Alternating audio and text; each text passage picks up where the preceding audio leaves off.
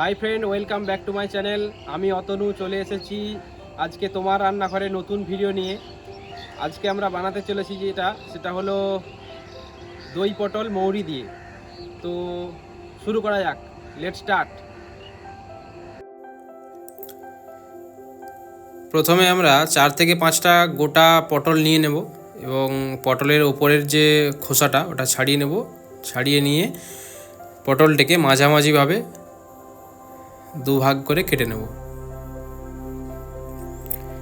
এবং এর সাথে 1 থেকে 2টো আলু নিয়ে নেব। আলুর উপরের যে খোসাটা ওটা ছাড়িয়ে নিয়ে আলুগুলোকে লম্বা লম্বাভাবে কেটে নেব।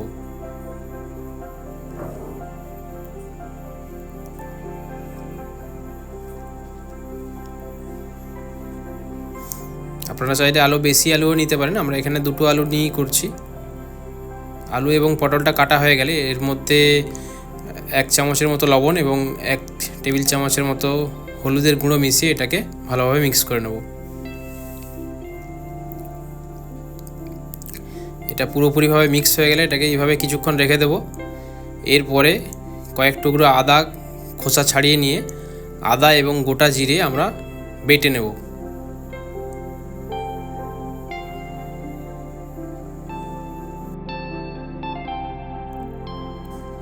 মশলাটা বাটা হয়ে গেলে কড়াইতে গরম তেলের মধ্যে পটলটিকে ভালোভাবে ভেজে নেব।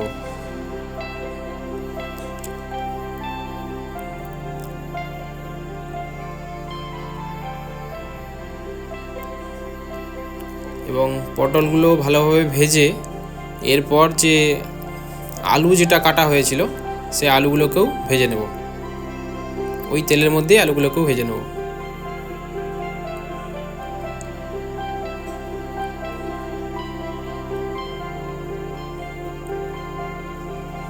আমরা এখানে আলুগুলোকে ভেজে নিচ্ছি এবং আলুগুলো যাতে ভালোভাবে খুব সেদ্ধ হয় তার জন্য এর মধ্যে একটা কিছু ঢাকা দিয়ে দেব, যাতে এটা খুব ভালোভাবে সেদ্ধ হয়ে যায়। 2 থেকে 3 মিনিট এইভাবে ঢাকা দিয়ে রাখার পর মোটামুটিভাবে আলুগুলো সেদ্ধ হয়ে যাবে। এরপর এটাকে ঢাকাটাকে খুলে দিতে হবে, খুলে আলুগুলোকে তুলে নিতে হবে।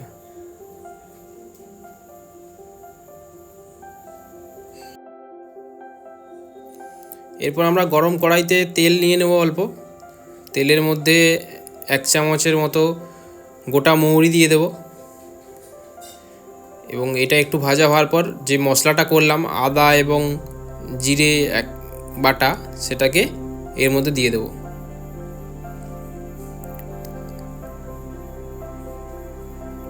দিয়ে বেশ কিছুক্ষণ এটাকে এইভাবে নাড়াতে থাকবো।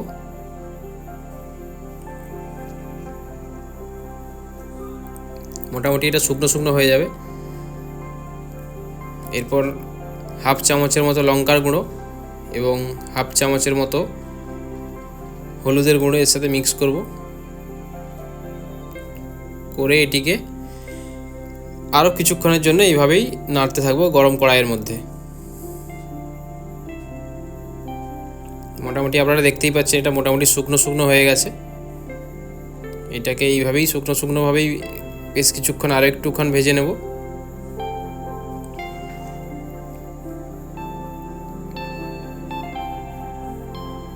এইভাবে ভাজার পর এর মধ্যে এবার দই আমরা দিয়ে দেব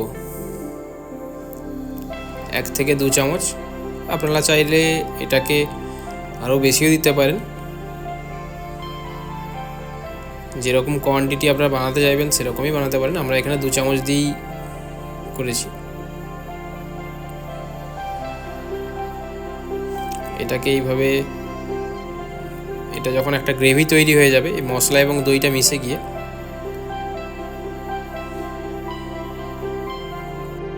তখন আমরা এর মধ্যে ভাজা পটল এবং ভাজা আলু এর মধ্যে দিয়ে দেব। দিয়ে এটাকে বেশ কিছুক্ষণ এইভাবেই নাড়াতে থাকবো। নাড়িয়ে মোটামুটিভাবে এটা যখন পুরোপুরিভাবে পটল এবং আলু এই মশলার মধ্যে মিক্স হয়ে যাবে তখন একটা কিছু এর মধ্যে আমরা ঢাকা দিয়ে দেব, যাতে এটা আর একটু ভালোভাবে সিদ্ধ হয়ে যায় এবং এটা আলুগুলো যাতে খুব ভালোভাবে সিদ্ধ হয়। তো আমরা এটাকে এইভাবে কিছুক্ষণ রেখে এটাকে নাড়াতে থাকবো। এরপর এর মধ্যে একটা কিছু ঢাকা দিয়ে দেবো।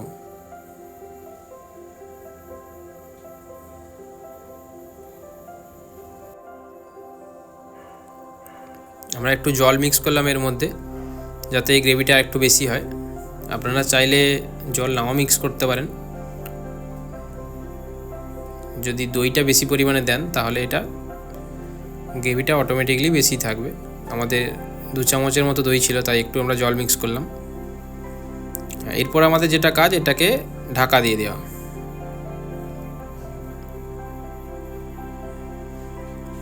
পাঁচ থেকে 7 মিনিট এইভাবে ঢাকা দিয়ে রেখে দিন। মোটামুটিভাবে ঝোলটা ভালোভাবে ফুটতে শুরু করে দেবে এবং আলু এবং পটলগুলো ভালোভাবে সেদ্ধ হয়ে যাবে। তারপর এটাকে খুলে দিন। দেখেছেন খুব সুন্দর একটা কালার এসে গেছে।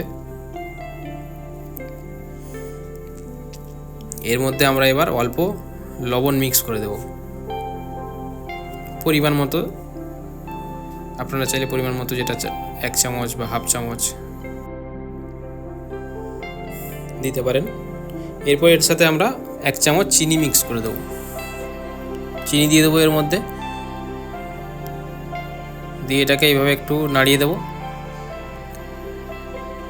এবং সবার শেষে যেটা করব, হাফ চামচের মতো গরম মশলা এটাতে মিক্স করব। এতে খুব সুন্দর একটা সেন্ট তৈরি হবে, খেতেও টেস্টি হবে।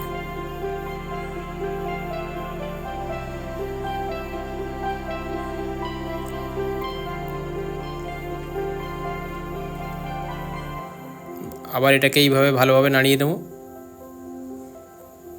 ব্যাস, অলমোস্ট রেডি।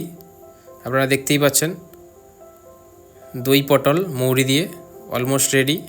এবার এটাকে আমরা সার্ভ করার জন্য প্লেটে নিয়ে নিয়েছি। এরপর এটাকে আপনারা সার্ভ করতে পারেন। কেমন লাগলো ভিডিওটি কমেন্টে জানিও। যদি ভালো লেগে থাকে লাইক করো, আর পারলে অবশ্যই শেয়ার করো, চ্যানেলটিকে সাবস্ক্রাইব করো। চলো টাটা।